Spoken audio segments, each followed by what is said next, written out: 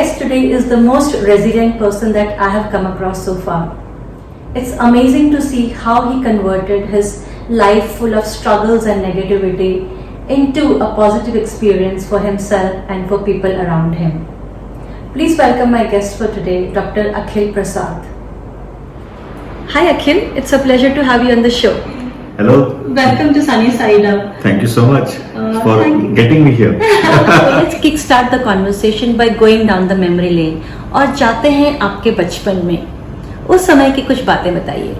So I come from a town called Meerut. Meerut is very close by. Now it's a part of NCR. And we have a long family history from Meerut. And if you come to our house in Meerut, you will see a family tree. And that family tree originates from the times of Aurangzeb. Wow. So, some of my somebody in my family perhaps worked in the court of Aurangzeb. And that time I think we were we became some landlords of some villages near Meerut. And what I hear is that our family owned 64 villages. Wow. So that is the history and it still continues. So that was one page of the book I still have, on the family lineage. But there was a previous page, which took the family back to 300 years further back down. So about 700 years history from Meerut.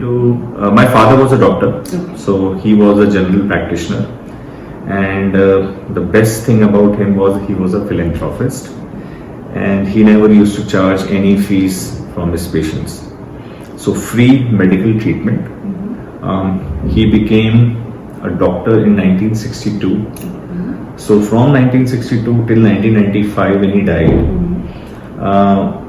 all through his career of so many years, he never charged any fees. Wow, fantastic. And he is still known very well today in Meerut. Whenever we go to our hometown, many people come to meet us and they will remember him. So that is what he created, being a philanthropist. And my mother, she retired as a professor of zoology with RG Degree College. And she also, for initial years, never took a single rupee of salary. Because I think what came from the family is you have to work for others. You have to be a philanthropist. So both parents highly educated, and that is what was always an inspiration for me. But other than that, what I should also tell you is the family was into film business, and my uncle and my chacha and my Phupaji, they both ran India's largest film distribution business. We were the distributors for films for Delhi and Uttar Pradesh, UP. And we distributed films for directors like Manmohan Desai, Prakash Mehra, Manoj Kumar. And as a kid, I remember that whenever there used to be premiere of these movies, the film star used to come at our home. Yeah. Oh wow. My schooling, I studied in St. Mary's Academy, Meerut, and which is a convent school. And I was very fortunate to study in St. Mary's because the kind of education we got was, they taught us to be on ground. Your feet should be on ground. You know how the missionary schools are, or any religious school would be, that they will say that believe in God and stay grounded. So that is something which I learned from the very, very beginning. And then, what happened is, after my 12th, I wanted to be a doctor like my father. Okay.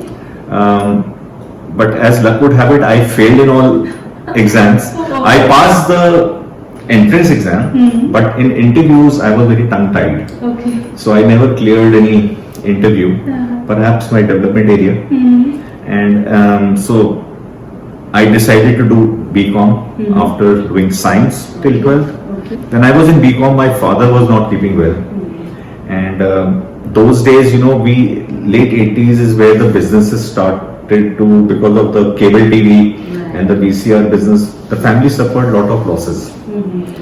So perhaps that was the reason why perhaps my father became unwell, and in 1995 he passed away. And that time I had done one degree, which was company secretary, and CS was when I was working in Bombay. So I must tell you this story that I was after BCom, I also sat for a lot of MBA entrance examinations. Okay. So I failed in medical entrance, but life moved on. Okay. So I then sat for MBA entrance. I passed all the written examination, but I failed in on the interviews. Okay. So now what to do? So I took up a job with SR Gujarat in Bombay, which was 1991. And I joined them as a practical trainee. And that was the time when SR was coming up with a mega public issue. And then I was assigned to a company secretary. So after BCom, I had no vision, no inclination what I wanted to do, all experimentation, but no plan. That was a time when I was working under a company secretary. I realized that this person has some power, because I was sitting outside the company secretary's room, and he was also the legal counsel for SR. And I used to see, the owners, Mr. Ruiya, coming to his office, merchant bankers coming to his office, or he going for some important meetings. And I thought, well, this person has a lot of power. So I asked him, how did you become a company secretary? And he told me that, we have an office just across the Maker Chamber 4 building in Nariman Point, Bombay. You can go there and get the prospectus. So I went there and took the prospectus, and that is how my journey started. And I completed CS, because of the destiny. Sometimes things work because of the destiny. So I cleared the CS examination in one go. I failed in medical entrance, failed in MBA, but got through in one shot. And that was the time, when my father became really ill. So in 1994, I qualified as a CS. And 1995, he died. And I was not married till that point of time. So I got married 6 months after my father died. And thanks to my mother and thanks to my wife, both of them supported me. So after married, my real education started, and I took about 10 degrees. Wow. After I got married. Okay. So want to pause you here and want to check, whenever you were failing those interviews, not able to clear them, what was your parents' reaction? How were they reacting to your failures? After all, they themselves were accomplished professionals, a doctor and a professor. So I can tell about, first let me tell you about my father. So my father was a person who never said anything to me. For example, no complaints about me. Absolutely, with his silence, he was very encouraging. Because sometimes we feel that a person, only when he talks you understand, but most of the time when the person doesn't speak you understand more. So my father and I used to communicate more in that way, in the sense that if I used to fail, he used to say, "Aaj mere paas ho jana." And the hug that he used to give me, perhaps it said everything. Okay, so basically your father silently encouraged you, supported you, and Always. कभी तुम्हें महसूस नहीं हुआ कि मैं यहाँ fail हुआ हूँ या वहाँ फेल हुआ? कभी नहीं, Great. कभी महसूस नहीं हुआ। हमें लगता है कि शायद हमें बच्चे को डांटना चाहिए, शायद बच्चे को मारना चाहिए, but I think वो बच्चा इतना समझता है कि वो बिना बोले ही समझ जाता है। और अगर हर बच्चा अपने पेरेंट्स के बिना बोले ही समझने की क्षमता रखता है, तो वही एक चीज मुझे लगता है कि आज भी जो उन्होंने तब भी नहीं बोला, वो आज भी मुझसे बोलते हैं। On that note, अब हम मेरठ से बॉम्बे चलते हैं, तो ये कैसे हुआ मेरठ से बॉम्बे का सफर?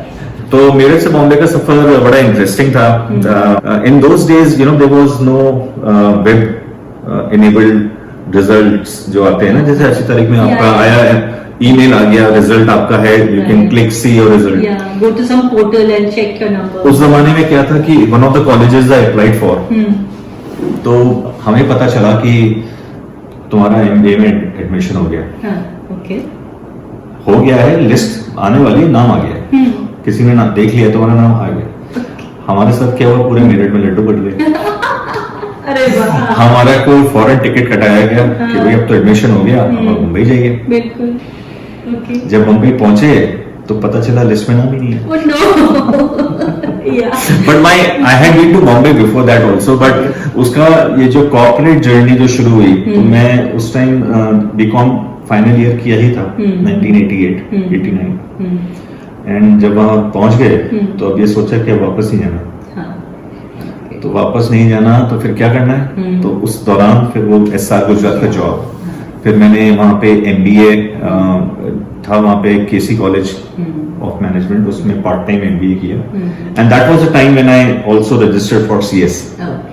सो CS company secretary was one of the first professional achievements which I can say happened to me, जिसकी वजह से मुझे ये लगने लगा कि शायद मेरा भी कुछ करियर बनेगा। तब तक पूरा अंधेरा था। और मैं बताऊं आपको, मैं ये कहना चाहता हूँ इस बात को कि जो कि शायद जो लोग इस वीडियो को देखेंगे, तो मैं भी ये कहना चाहूंगा कि मैं कोई मेरा विजन नहीं था, कोई प्लान नहीं था, बस कभी कभी आपको कोशिशें करती रहनी पड़ती हैं। आप किस दिशा में जाते हैं ये ऊपर वाले के हाथ में। आप सोचते हैं कि मैं MBA बन के मैं इस कंपनी में चला जाऊं, मैं इस कंपनी का CEO बन जाऊं। कुछ लोगों को ये चीजें मिल जाती हैं, बहुत भाग्यशाली होते हैं, मेरे साथ ऐसा नहीं था। मैंने शुरुआत की थी मेडिकल डॉक्टर बनने की, नहीं बन पाया। फिर मैंने कोशिश करी MBA बनने की, नहीं बन पाया। दिशा में मुझे मिली CS की और कंपनी सेक्रेटरी के साथ फिर लॉ की। पर जब मेरे को वो दिशा मिली, उसके बाद मैंने ये रियलाइज किया कि अब मुझे इस दिशा में आगे बढ़ना है। एंड बॉम्बे का उसमें बहुत बड़ा योगदान है कि मैंने इनिशियल ईयर्स अपने SR में जो मैंने डिवोट की, मुझे सीखने को बहुत मिला। मतलब एक इंस्टेंस तो आपको ये बताना चाहूंगा कि जब उनका पब्लिक इशू का काम खत्म हो गया, तो एक काफी बड़ा ऑफिस उन्होंने फोर्ट एरिया में लिया हुआ था बॉम्बे में, और मेरे कंपनी सेक्रेटरी ने उस टाइम मैंने कहा, मैं केवल ग्रेजुएट था, तो उन्होंने मुझे कहा कि वहां पे जाइए, ऑफिस को खाली करना है। तो मैंने कहा ठीक है, हम तो मेरठ से आए थे, हमारे परिवार में काफी लोग हमारे साथ काम करते थे, तो नेचुरल क्वेश्चन कि ठीक है मैं तो ऑफिस साफ करने जाऊंगा, कितने लोग मेरे को भेज रहे हैं, मेरे साथ कितने लोग सफाई करेंगे?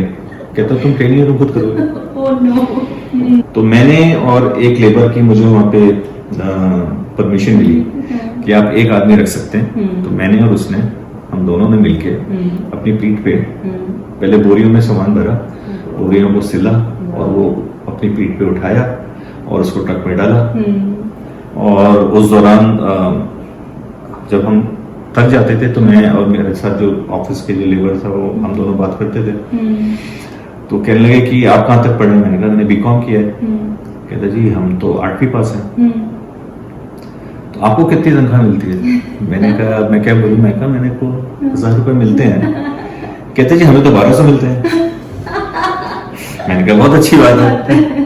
तो सब तो, पर ये बात हुई तो एक विचार मन में आया जब मैं ट्रक में बैठ के वो सामान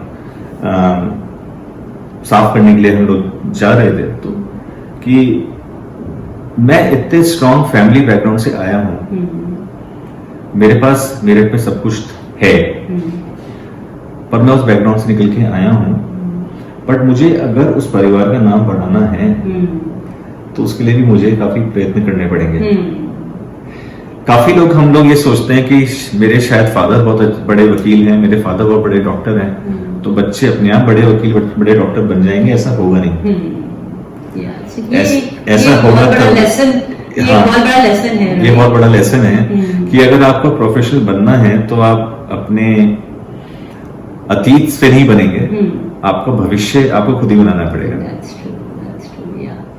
तो अब आप जॉब करने लगे हैं, so let's come back to Meerut और बात करते हैं आपकी शादी की। ये बताइए शादी का संजोग कैसे बना, रितु से आप कैसे मिले? मैं मिला नहीं, मुझे उनके पेरेंट्स ने ढूंढा। अच्छा, okay, it's an arranged marriage, okay. तो हम उस जमाने के हैं। हम उस जमाने के हैं। तो मतलब हम, खैर मेरा स्टेट ऑफ माइंड बड़ा डिफरेंट था, क्योंकि मेरे फादर की डेथ हुई मई में, और जून में, मतलब मेरे को बाद में पता चला कि जिस दौरान मेरे फादर वाज नॉट वेल, या जब उनकी डेथ हुई थी, उस दौरान ही शायद ऋतु के पेरेंट्स ने प्रपोजल हमारी फैमिली में भेजा, और जैसे ही मिले तभी हाँ हो गई। क्योंकि मुझे उनमें देख के लगा, और उनके फैमिली से मिलके ऐसा लगा कि ये एक, मतलब मेरे फादर ने ही शायद कुछ प्रपोजल भेजा है, और जिसको हमें बिल्कुल वो मेरे लिए है, मैं उनके लिए हूँ। हम एक दूसरे के लिए, तो एक दूसरे के लिए ये जो क्या कहते हैं, बनाई रब ने बना दी जोड़ी, हाँ, तो उस तरह का कुछ हुआ। But I was very very impressed by her parents. उनके फादर से मैं बहुत ही इम्प्रेस था, क्योंकि उन्होंने कुछ बातें, क्योंकि सच्चाई ये है कि देखिए, जब मेरे फादर की डेथ हुई तो हम लोग बहुत लॉसेस में थे, फैमिली लॉसेस थे, बहुत ज्यादा नाम हमारा खराब हुआ, और उस दौरान काफी लोगों ने बोला कि अब तो डॉक्टर अनिल प्रसाद जी भी चले गए, तो इस परिवार का कुछ हो नहीं सकता। तो मेरे मन में काफी नेगेटिविटी थी, और मेरे मन में ये था कि इतना बड़ा नाम चला गया, मेरा तो अभी शुरुआत भी नहीं हुई, मेरी तो पहली जॉब को लगे कुछ महीने हुए थे। तो मैंने कहा कि ये तो मेरे लिए बड़ी लंबी रोड है कि मैं उनके नाम को आगे चला पाऊंगा या नहीं चला पाऊंगा। बट ऋतु के फादर ने जो मुझसे बात कही, वो मुझे ये लगा कि इस इंसान ने मेरी प्रतिभा देखी है, शायद हमारा फैमिली की वैल्यू देखी है। तो पहली मीटिंग ऋतु के फादर से मेरी हुई, मैंने उनको कहा, मैं कहा जी देखिए सब बातें हैं, घर बड़ा आपको दिख रहा है, ये सब चीजें हैं, बट मेरी अपनी तनख्वाह 5,000 रुपए। तो उन्होंने बोला जी मेरी भी इतनी है। तो जो एक इंसान की सिंप्लिसिटी होती है, जो ऑनेस्टी होती है, सबसे बड़ी चीज वही होती है। और जिस इंसान में इतनी सिंप्लिसिटी और ऑनेस्टी है, उसका अगर हम कुछ परसेंटेज ही बच्चों में हो, तो हम ये फील कर सकते हैं कि हमारा जीवन आगे अच्छा चलेगा। और मेरे को बड़ा प्राउड है बात सोचते हुए कि ऋतु में वो अपने पेरेंट्स की जो क्वालिटीज हैं वो शायद हूबहू हैं। तो वो एक संजोग है, जो संजोग भगवान ने लिखा था, और जो लिखा था तो वो हो गया। ठीक है, तो चलिए रब ने बना दी जोड़ी के टाइम को याद करते हुए कोई गाना हो जाए। चेहरा है या चांद खिला है, जुल्फ घनेरी शाम है क्या, सागर जैसी आंखों वाली, ये तो बता तेरा नाम है क्या। तू क्या जाने तेरी खातिर कितना है बेताब ये दिल, तू क्या जाने देख रहा है कैसे कैसे ख्वाब ये दिल कहता है तू है यहाँ तो जाता लम्हा थम जाए, वक्त का दरिया बहते बहते इस मंजर में जम जाए, तूने दीवाना दिल को बनाया, इस दिल पर इल्जाम है क्या, सागर जैसी आंखों वाली, ये तो पता तेरा नाम है क्या। वाह, व्हाट अ लवली सॉन्ग। तब आपकी लव स्टोरी शुरू हो गई है, तो लेट्स मूव ऑन आगे इन योर कहानी। तो देखिए, क्या जैसा आपने बोला ना कि ये लव स्टोरी स्टार्ट हुई, तो लव स्टोरी स्टार्ट जरूर हुई, बट उसके साथ साथ जीवन में और भी काफी घटनाएं थी। उस टाइम मैं जॉब करता था, मैं अप डाउन किया करता था मेरठ से, और मेरठ दिल्ली में मतलब 15 साल मैंने अप डाउन किया है। और उसमें ये होता था कि मेरी वाइफ मुझे छोड़ने जाती थी, जहाँ पे मुझे बस स्टॉप पे, सबसे पहले मेरठ से यहाँ बस चढ़ती थी, वहां पे मैं बस लेता था। उसका रीजन ये होता था कि मेरे घर तक आते आते सीट नहीं मिलती थी, और उसमें ये होता था कि खड़े खड़े मेरे दिल्ली आना पड़ता था, खड़े खड़े वापस आना पड़ता था, और उसके साथ में मैं पढ़ाई भी कर रहा था। तो इस 15 साल के सफर में जो कि मैंने चार्टर्ड बस में किया, उसमें मैंने 4 डिग्री हासिल करी। वो इसीलिए क्योंकि मुझे लगता था कि मैं घर में इतनी लिटिगेशंस हैं, बैंक से रिकवरी नोटिस हैं, कुड़की के आदेश आ गए थे, मैं आगे कैसे बढ़ूं, या तो फिर मैं उसी नेगेटिविटी में फंसता चला जाऊं। तो मैंने एजुकेशन के जरिए से अपनी नेगेटिविटी को हटाया। लोगों के मन में काफी नेगेटिविटीज आ जाती हैं जिंदगी में। अब जैसे मेरे फादर चले गए थे, उनका जाना ही एक बहुत बड़ा सेटबैक था। तो फिजिकल स्ट्रेस था कि मुझे डेली 15 साल तक अप डाउन करना पड़ा, बट मैंने उस स्ट्रेस को इसी तरह से हटाया अपनी जिंदगी में कि फैमिली टाइम दिया, बच्चों के साथ टाइम दिया, मदर के साथ, वाइफ के साथ टाइम दिया, और साथ में पढ़ाई करता रहा, जो मैं आज भी करता हूँ।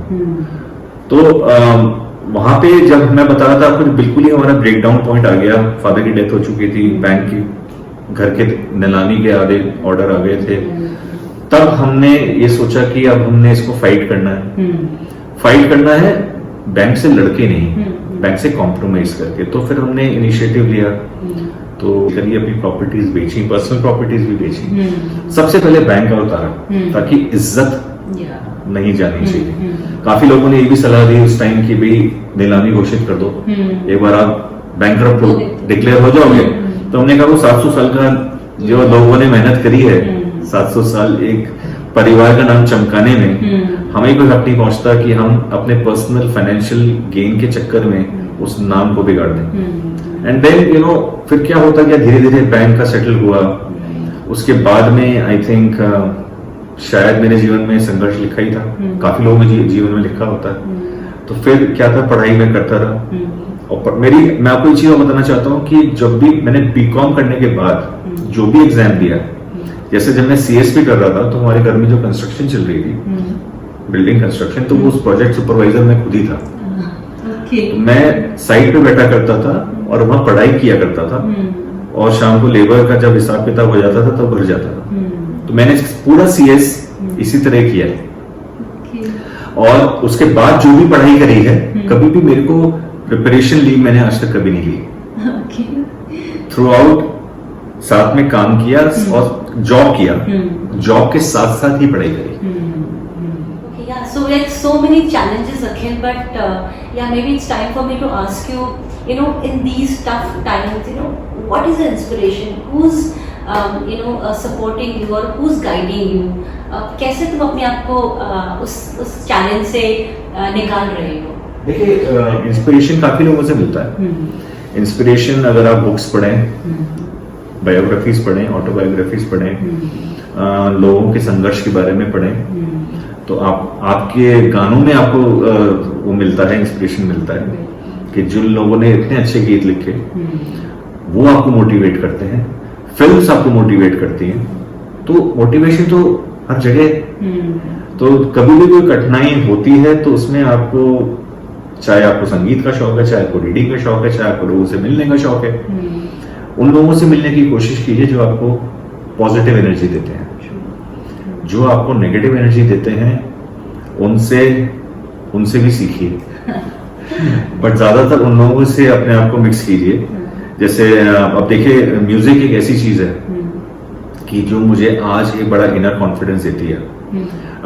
मुझे गाने का शौक है, अभी आपने सुना।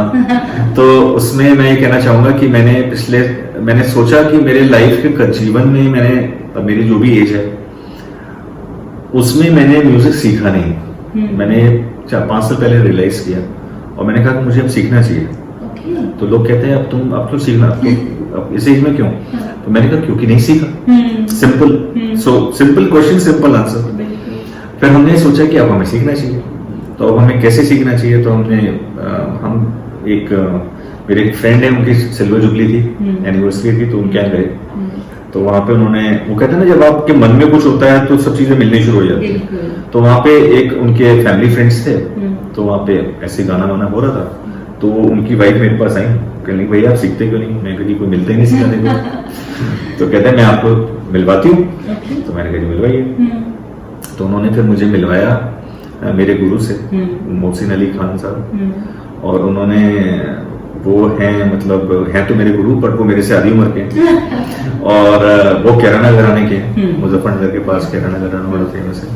तो वो आए मिलने मेरे ऑफिस कनॉट प्लेस में, और हम लोग बैठ के बात करते रहे। तो उन्होंने मुझे अपनी वीडियो दिखाई। मैंने कहा सर आप मुझे वीडियो क्या दिखाएंगे, मैं तो ऑलरेडी आपके बारे में जानता हूँ, आप इतने बड़े घराने के हैं। तो जब वो सब हुआ तो कहने लगे कि अच्छा ये आपका बड़ा अच्छा ऑफिस है, यहाँ पे कहाँ बैठ के सीखेंगे, क्योंकि यहाँ तो संगत बनानी पड़ती है। तो मैंने बोला सर ये तो ऑफिस है, यहाँ तो कोई अलाउ नहीं करेगा। तो कहने लगे पूछ लीजिए। तो मैंने अपने एडमिन से पूछा, उन्होंने कहा सर अगर और कोई एम्प्लॉय करता तो आप क्या बोलते हैं? मैंने कहा जी मना करते। तो मैंने कहा जी मना करते तो आप तो नहीं कर सकते। तो मैंने बोला भी एक काम कर सकते हैं। कहते जी क्या? कहते जी मेरी पार्किंग है, वो पार्किंग ऑफिस नहीं है, पर हम परमिशन ले लेंगे लैंडलॉर्ड से, मैं गाड़ी में सीख सकता हूँ। तो हमारे ऑफिस वाले बोले हमें तो कोई प्रॉब्लम नहीं है। तो मैंने गुरुजी से कहा कि आपको तो कोई प्रॉब्लम नहीं है। तो कहने लगे कभी पहले किया नहीं, पर कर सकते हैं। तो पिछले 5 साल से मेरी -3 में पार्किंग में मैं और मेरे हारमोनियम रहता है, और ट्यूसडेज और थर्सडेज हम लोग ऑफिस में गाड़ी में एसी चला के 1 घंटा रियाज करते हैं। अरे वाह, तो वो इनोवेटिव इज दैट। तो वो जहां चाह वहां रहा। तो उस चीज से मुझे बहुत फर्क पड़ता है, क्योंकि अब जब मैं रियाज करता हूँ, मैं बहुत अच्छा क्लासिकल गायक कभी नहीं बन सकता, क्योंकि उसके लिए 6-7 घंटे का रियाज चाहिए होता है। मैं इतना टाइम नहीं लगा सकता, पर मैं इस हालत में पहुंच गया हूँ कि मैं अपनी म्यूजिक वीडियोस बनाने लग गया हूँ। मेरा भी YouTube चैनल है और वो जो YouTube चैनल है उसमें मैं जैसा भी गाता हूँ, पर मुझे ये संतोष है कि मैं कुछ क्रिएटिव काम कर रहा हूँ। पर मैं आपको एक चीज बता सकता हूँ कि जब मेरा वो रियाज है 1 घंटे या 1.5 घंटे का जब भी मैं करता हूँ, वो मुझे बड़ा मेंटल पीस देता है। It is like chanting, it is like मैं उस 1 घंटे में मुझे ये पता ही चलता कि मेरे आसपास क्या हो रहा है। और जो साइंटिफिकली भी लोग कहते हैं कि आपको अपने को सब चीजों से डिटैच करना जरूरी है, तभी वो एक इनर पीस आपको मिलती है। So a dedication to your basement riyaz, अपना कोई फेवरेट गाना, कुछ लाइनें हो जाएं प्लीज। रिम झिम गिरे सावन, सुलग सुलग जाए मन, भीगे आज इस मौसम में, लगी कैसी ये अगन, रिम झिम गिरे सावन, महफिल में कैसे कह दे किसी से, दिल बंध रहा है किस अजनबी से, हाय देखे सपने नयन, सुलग सुलग जाए मन, भीगे आज इस मौसम में, लगी कैसी ये अगन, रिम झिम गिरे सावन। You have been blessed with an amazing voice. तो आपको कभी लगा नहीं कि सिंगिंग की तरफ जाएं? After all those filmy connections that you had right from the very start of your life? नहीं। हाँ, मतलब मेरी मदर से मैंने एक बार कहा था, क्योंकि मेरी दोनों सिस्टर्स सीखती थी। अच्छा। नहीं मुझे भी सीखना है। कहते नहीं लड़के नहीं गाते। हाँ, वो तो मैंने कहा कि अच्छा क्यों? पर ऐसा ना उस टाइम जनरेशन ऐसी नहीं थी कि ज्यादा सवाल जवाब करें, पर मैं करता क्या था, जब भी वो गा रहे होते थे मेरी सिस्टर्स, वो कमरे में दरवाजा बंद करके अंदर गाते थे, मैं बाहर बैठा होता था। तो जैसे वो जब वो रात चलता था तो मैं भी गुनगुनाने की कोशिश करता था। तो बाहर से जैसे अभिमन्यु ने चक्री भी तोड़ना सीख लिया, मैंने भी थोड़ा थोड़ा पिकअप करा, और मुझे बड़ा शौक था, बट उस टाइम नहीं सीख पाया। तो ऐसे मेरे साथ हुआ जब मैं LLM करने के लिए नॉर्थ वेस्टर्न गया, शिकागो। तो वहां पे जैसे आपने वो फिल्म देखी होगी ना, मैं हूं ना, शाहरुख खान पढ़ने जाते हैं तो सब समझते हैं अंकल कहां से आ गए। तो मेरे साथ भी सेम हुआ। तो मैं जब शिकागो वाली क्लासरूम में गया तो वहां पे काफी थे जो मेरे से काफी यंग थे, 10-15 साल छोटे थे। और वहां पे मुझे प्रोफेसर ने पूछा कि what took you so long. तो मैंने कहा कि should I tell you the right answer और should I just bluff about it? No no no, be candid. मैंने कहा I could not afford it. तो जब मेरे फादर चले गए उस टाइम मैंने सोच भी नहीं सकता था मैं कि मैं कहाँ से पढूं बाहर जाके। तो मैंने पर उस बात को अपने मन में रखा कि जब मैं अफोर्ड कर सकूंगा तो मैं पढ़ूंगा जरूर, और फिर मैंने वो अचीव किया। तो उस बात को अचीव करने में मुझे 10-12 साल लग गए, बट मैंने उसको अचीव जरूर किया। So you have achieved more or less all your dreams. सब कुछ अच्छा चल रहा है. So maybe time for me to ask any regrets so far. Okay. The only regret I have is, both my fathers, my father and Ritu's father. उन्होंने हमारे struggle जरूर देखे, बट उसकी बेनिफिट उन्होंने नहीं देखी। तो मुझे लगता है कि एज अ सन, जो हम उनको खुशियां देना चाहते हैं वो हम उनको नहीं दे पाए। बट देखिए, रिग्रेट है कि फिजिकली वो हमारे साथ नहीं है, बट उनके आशीर्वाद से ही ये सब कुछ है। मतलब अब हम इस बात को ही ज्यादा इम्पोर्टेंस दे, तो हमारे मन में भी सेटिस्फेक्शन रहेगा कि आज हम जो भी हैं वो उन्हीं के अच्छे कर्मों की वजह से हैं। और देखिए, अच्छे कर्म तो जिंदगी में हमेशा होने ही चाहिए, चाहे हम उसको माने या ना माने।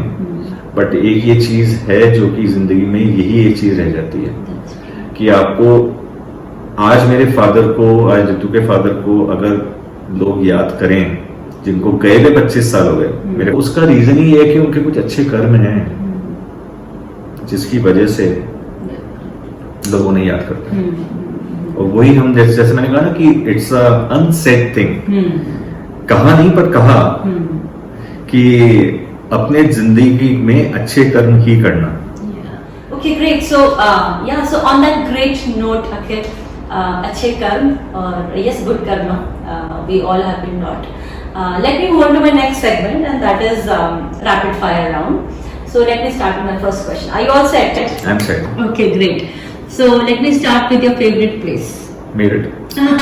मुझे एक्चुअली पूछना नहीं चाहिए था।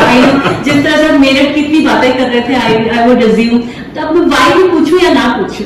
वाई तो है ही, हमें सबको मालूम है। देखिए, जहाँ पे हमारा अच्छा बचपन बीता हो। मैंने तो बताया कि मेरे पेरेंट्स ने, मेरे अंकल्स ने इतना नाम कमाया, और उन्होंने ही क्या, उनके परिवार ने इतना नाम कमाया, तो वो तो हमारे साथ हमसे अलग हो ही नहीं सकता। आज वहां से, मतलब मेरे आज भी हम जाते हैं, बट एक जो बॉन्डेज है वो तो आपकी रूट्स वहां रहेंगी ही। तो any film that is your favourite film, of course Gandhi के अलावा? मेरी अपनी पर्सनल फेवरेट इज दीवार। Angry young man, but because of the एक तो अमिताभ बच्चन, मेरे पास माँ है, मतलब कई सारी चीजें हैं पिक्चर में। हम आज भी, मेरे बच्चे के बोलते हैं कि आज हम अपने फ्रेंड्स के साथ जा रहे हैं, तो मैं बोलता हूँ दोस्तों के नाम भी होते हैं। तो वो डायलॉग जो है हमारी जिंदगी से जुड़े हुए हैं। बट सबसे बड़ी बात मुझे लगती है उसमें जो इंस्पायर करती है, अमिताभ बच्चन का संघर्ष, जो शायद मुझे अपने जीवन में दिखाई देता है। ग्रेट। मैं अमिताभ बच्चन नहीं हूँ। अच्छा, अमिताभ बच्चन की इतनी बातें हो रही, बट फेवरेट एक्टर बताइए। वही है Amitabh Bachchan. Evergreen, young man. And I think her generation के वो फेवरेट एक्टर हैं। He is inspiring in that sense. देखिए, मैं आपको उनके बारे में बता सकता हूँ। What I not because Amitabh Bachchan is Amitabh Bachchan, but what I like about him, he at his age today he is still relevant. वो कभी रिटायरमेंट के बारे में नहीं सोचते हैं, है ना? तो वो अच्छा काम करने के बारे में सोचते हैं कि मुझे अच्छा करना है, और अच्छा करना है, और बेटर करना है।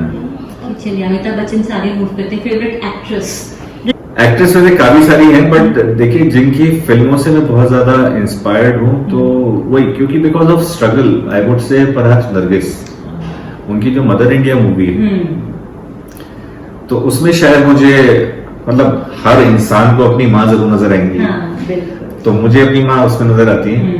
और वो एक ऐसी फिल्म है जो मुझे ही क्या, आई थिंक जनरेशंस को इंस्पायर करती है। तो मैं ये कहता हूँ कि मतलब उस जनरेशन में, उस एज में इन लोगों ने ऐसा काम किया कि जिसकी वजह से इतनी इंस्पिरेशन आज भी हम पाते हैं। ओके, और इतनी बॉलीवुड की बातें हो रही हैं तो अब आपका फेवरेट सॉन्ग भी बता ही दो। आई एम श्योर आपका एक नहीं होगा, बट एक सॉन्ग जो है, देखिए मेरा फेवरेट म्यूजिक डायरेक्टर तो आर.डी. बर्मन है। अच्छा। वो हमेशा रहेंगे। और उनका जो एक गाना जो मैं कहूँगा सबसे मेरा पसंदीदा है, ऋतु का भी है, वो है ये वादा रहा था, तू है वही दिल ने जिसने अपना कहा। तो बस थोड़ा सा एक दो लाइनें फिर सुन लेते हैं। तू है वही दिल ने जिसे अपना कहा, तू है जहां मैं हूं वहां, अब तो ये जीना तेरे बिन है सजा। हो मिल जाए इस तरह दो लहरें जिस तरह, फिर हो ना जुदा, ये वादा रहा। Nice, thank you so much. Okay, let me go back to my rapid fire questions. Okay, जिस तरह आप बात कर रहे हैं अखिल, आपको देख के लगता है कि आप जरूर एक दिन किताब लिखेंगे, राइट? बल्कि मैंने किताब में अपने फादर के ऊपर लिख रहा हूँ। अच्छा, ऑलरेडी अभी हुआ इसका यही हुआ कि जब कोविड के दौरान मेरे फादर की जो थी ना 25th डेथ एनिवर्सरी थी, तो हमने सोचा कि हम क्यों ना लोगों को देखें कि कौन कितना बोलना चाहता है। हमने सोचा कि अगर कोई 10-15 वीडियोस हो जाएं तो शायद हमारी एक अच्छी छोटी सी फिल्म बना दें। तो हमने लोगों को रीच आउट करना शुरू किया। तो आपको विश्वास नहीं हुआ कि आज मेरे पे 100 वीडियोस हैं। तो हमने टारगेट 15 का किया था, बट 100 आ गए। अब उसकी ही 2 फॉर्म बनानी है जिसपे मेरा काम चल रहा है। एक तो फिल्म और दूसरी उनकी बुक। तो किताब पे काम चल रहा है। तो किताब का नाम क्या है? सोचा नहीं? नाम सोचा है युग पुरुष। कि जो कुछ लोग ऐसे हैं जो कि इंस्पायर करते हैं, और वो इंस्पिरेशन, देखिए हम तो जानते हैं उन्हें, उनके साथ में जो लोग रहे वो जानते हैं उन्हें, पर जो अगली जनरेशन है वो उनके बारे में तभी जान पाएगी जब हम उनके लिए कुछ इस तरह की छोड़ के जाएं कि जो उनको बोले कि तुम्हारे परिवार में नाम तो था, पर नाम के पीछे जो संघर्ष था उसकी भी वैल्यू समझो। What would you tell a 20-year-old Akhil?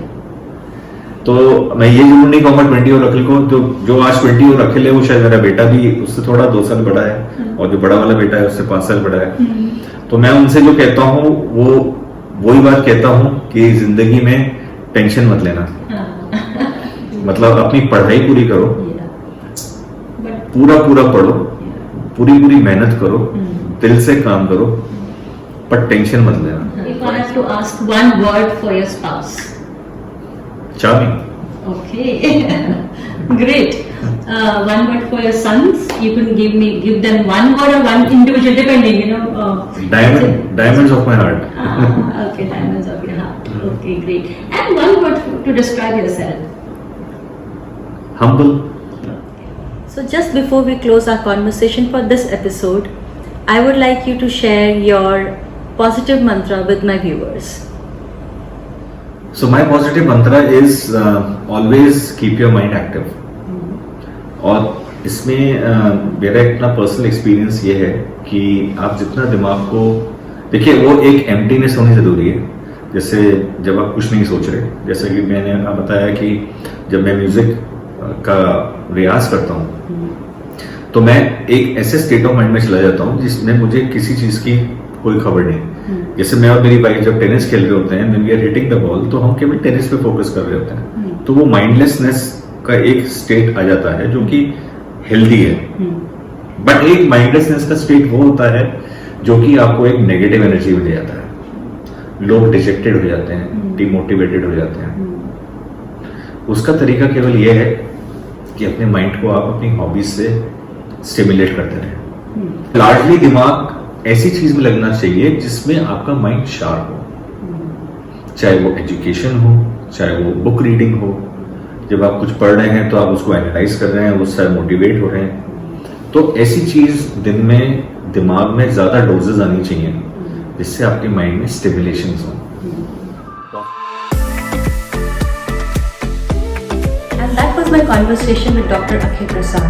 I hope you enjoyed it and learned a few lessons of life. I had a great time listening to him, and most importantly, listening to all those amazing songs that he sang for me. Thank you so much, Akhil. Until next Sunday, Look up at sunny side up.